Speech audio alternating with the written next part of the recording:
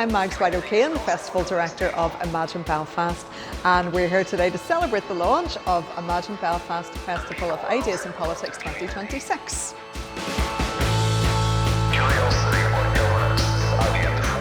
We are a festival of ideas in politics, which means that we look at a broad spectrum of issues that are important to people, issues that are topic and cultural in today's society, and we encourage people that aren't normally involved with politics to come in and have their say on issues that are important to them. And we do this by creating a festival of over 120 events across 1 week in over 50 venues across Belfast. Most of those events are free or pay what you can afford. We're just delighted to be here for our 12th edition this year. So we're a long-standing festival in Belfast and we're all about participation and community.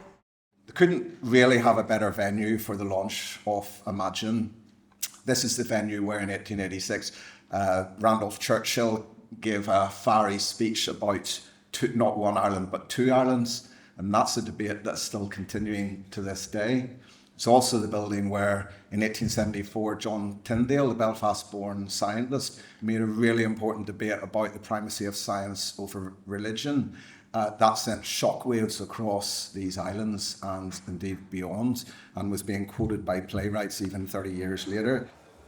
Imagine Festival really encourages people to get on board. Their voices normally wouldn't be heard, or maybe they're disenfranchised. So for example, we do an open call for submissions, and that means that people who are passionate about a subject, a topic, an issue can come forward and actually run a whole event around that. We will facilitate them, we'll help subsidise those events, and we'll bring on board extra partners, additional support in terms of our really experienced team.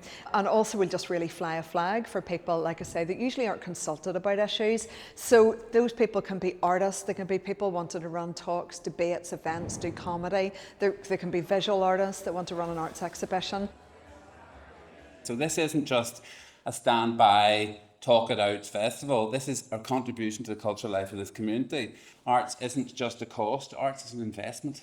It's an investment that brings people to things, that creates community, but stimulates people to think, and out of that comes things. And we have to move from the notion of arts and ideas as a cost and something that is on the public purse to an investment without which nothing else happens. I'm Lois from AWE Events, and we're always delighted to host Imagine Festival at 2 Royal Avenue. It's an amazing festival, accessible to all. It creates a real buzz throughout the city and in our venue. It introduces new audiences and creates engagement and discussion. We're keen supporters of this amazing festival. The Imagine Festival has so many interesting workshops, talks, discussions and events. It's a real highlight of the festival year in Belfast, and again it increases so much engagement, discussion, debate and activism within the city, which is always great to see. You know, what we're very much trying to do is bring people from areas that maybe don't come into the centre of town or from one area. Belfast is very segregated. Some people don't move from one area to another, and it's trying to get people just to move, ideas and even geography. It's nice to be part of something, and you do feel part of something when you're volunteering for the festival. I suppose you're front of house, you are the festival, you're the person that smiles when people come into the door, maybe do a new venue. You tell them about other events, and it's just that connection with people. And if you don't have a connection with people, then what's left? As a festival that is grounded and curated through predominantly community submissions, it's clear that there's such an enthusiasm out there for people to engage in debate and to have important discussions creatively through the arts and culture. I've been involved with the Imagine Festival for quite a number of years. First as, I guess, as a member of civic society and been involved in some civic society groups. And the Imagine Festival enabled us to run events. And that's because, as we heard this morning, 70% of Imagine events come from the community. And I was one of those people who benefited from that. They enabled us to run events about ideas such as universal basic income, about community wealth building, and they also enabled us to bring people to Belfast to help spread those ideas. This year, the event that I'm involved in is to celebrate the 25th anniversary of the Living Wage campaign. And I can't think of a better vehicle than Imagine to celebrate that campaign, because the Living Wage campaign is the most successful civic society campaign of the 21st century. It started in London 21 years ago at a community meeting, and now there's over 16,000 businesses signed up as living wage employers, and it has put 4.2 billion back into the pockets of low-paid workers. And I'm delighted that we will have two of the organisers, civic society organisers who've been with the campaign for the past 25 years, joining us for our event at the festival. Our programme partners include Beyond Skin, Soul Train CIC, Platforming Mobile and Diversity in Music, Belfast Women's Assembly, Corrymeela Community, and the John and Pat Finnegan Foundation. As well as showcasing our local talent, we are delighted to have many international participants, including performers from Afghanistan, Lithuania, Greece, Croatia, Palestine, and our artist in residence, Peterson Toscano from the USA, who's currently based in South Africa. Wake Bosch are doing a special preview sharing of our new work, Cuckoo Land, a new piece of gig theatre by Vittoria Cafola and Katie Richardson as part of Imagine. So it will be a preview of the work in the middle of its third week of rehearsal before its premiere at the MAC a few weeks later. But we're doing a special preview of the work and discussion about the context of the piece and the process of creating sort of contemporary work at the festival.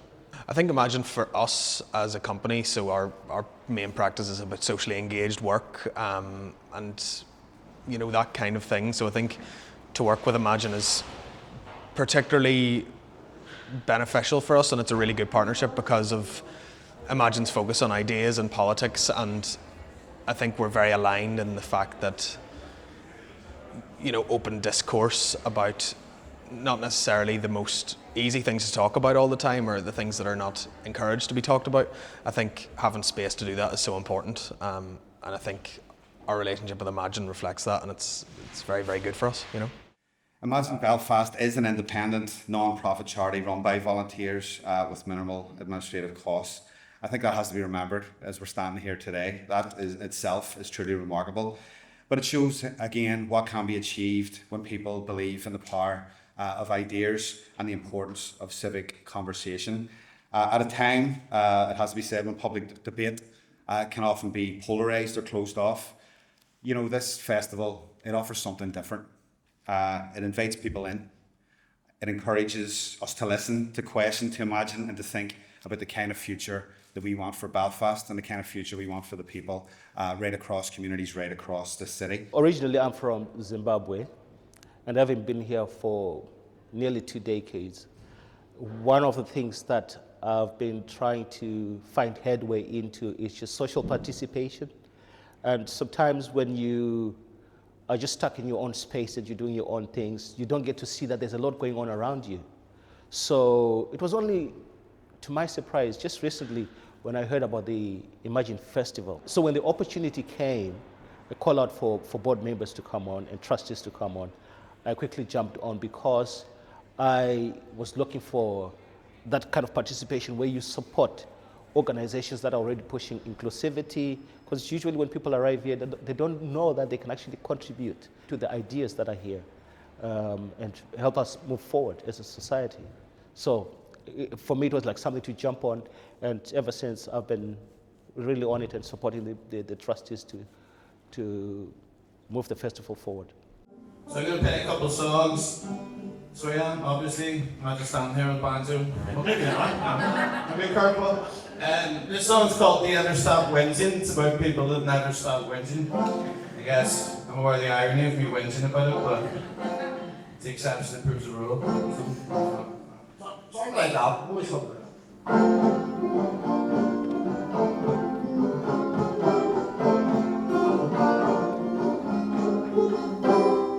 Well, the summer's too hot, the winter's too cold, and first you're too young and then you're too old, and it's never half full, so it's always half empty. It's always too much, never thinks that's plenty. The light at the end of the tunnel's too bright, food's no good, and the music's bad. The sea's too wet, and the beach is too dry, and whenever I look up, the sun's in my eyes. And nobody ever sees the other stand. It's never good, cause it's always bad. I can see what everyone's thinking. Oh my god, do you ever stop whinging? We have Adam Kay, who is a BAFTA award-winning, multi-globally best-selling author that writes about the NHS and mental health. His book has been turned into a series in the BBC, which was hugely popular around and after COVID.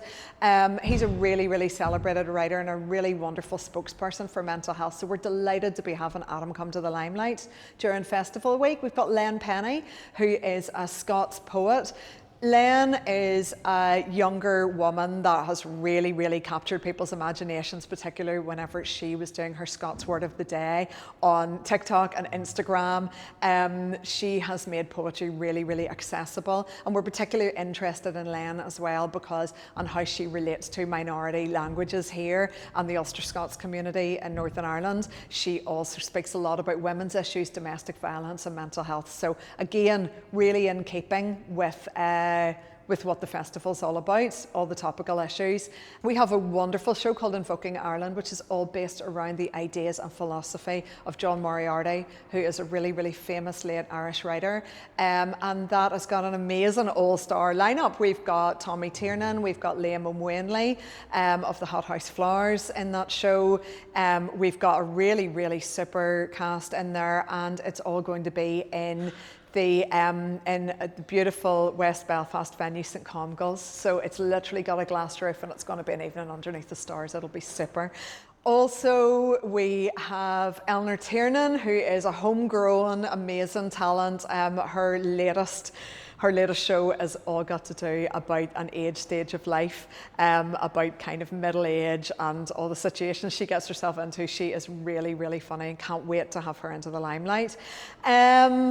Goodness me, we have the amazing Mary Black, who was Scotland's youngest ever serving MP, and Mary kept everybody on the edge of their seats and entertained with her maiden speech in Westminster, where she essentially shouted down the entire establishment and gained a huge fan base. She has since ditched politics. Her show is called Politics Isn't For Me, and it's in the Mandela Hall. It is selling super well, and it just goes to show that this is the first time she's been outside of Scotland doing her tour, so it's her first time. It's an Irish premiere, and she's also supported by Emer Maguire, who's a real favourite here, so we're super excited about that. We've got an artist in residence called Peterson Toscano. He's coming over from the States. He lives at the minute in South Africa also, and he speaks really, really well on LGBTQ issues. He went through conversion therapy all his life, and there's been a lot of stuff about conversion therapy in the news over recent years. He's now practicing Quaker, and he's found really the key to his own kind of spirituality and mental health in that. And he's also an eco-warrior, and he's just a brilliant cultural commentator. So he's coming over to do a live podcast. He's going to do a comedy one-man show. He's doing a kids show on 2 Royal Avenue, and we're just delighted to have him come over all the way from South Africa, and also obviously he'll be talking about American issues, which are as well the word on everybody's lips at the minute. You've got an incredible network of volunteers, producers, co-creators, artists and cultural commentators, thinkers, scientists. I mean, this is an amazing collection of people and audiences who will come together and share. And those underpinning values of integrity and sharing and community and participation are just so vital as we try and build better the connective tissue that exists in this city. It's so important when there are so many divisions. This is a way of us coming together to celebrate who we are and what we stand for. I just think it's important that there is this festival that explores ideas, and it allows for a breadth and variety of ideas in all sorts of different mediums. It's just quite unique, and that the community is so, and that there's such participation. A partnership with a festival like Imagine, where the discourse is front and centre, is so important for a company like us and for our work to sort of thrive and get into a room where really good discourse can happen with an audience, you know. The things that you need to say need a platform. So the Imagine Festival for a whole week provides that space where you can be brave, come here and say something yourself, or you can just be there to meets new ideas from other people. So I think it's quite positive in that sense that it makes a call out to people to come and contribute their own ideas. And this is the only way we can contribute to the political discussions and societal discussions that matter to all of us. So I think that platform is very important, and I think Imagine Festival does that very well. I think the message that we're trying to send across is that we are a festival of people. Like, we really, really want ordinary people's voices to be platformed. I think whenever it comes to politics and culture in Northern Ireland, we hear enough of the politicians' voices from Stormont and beyond.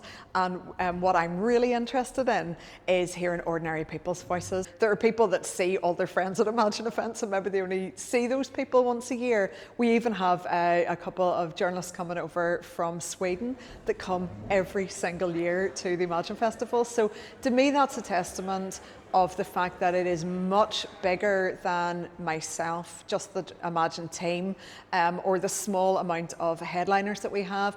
Imagine really belongs to people in Belfast, and that's what's most important about it to me. It's just been brilliant to see it develop from a small but successful festival, and now it's, over the 7 days, 130 odd events. Mags has worked really hard on the rest of the team. It's a brilliant event, so get yourself sorted for March. Come and join us.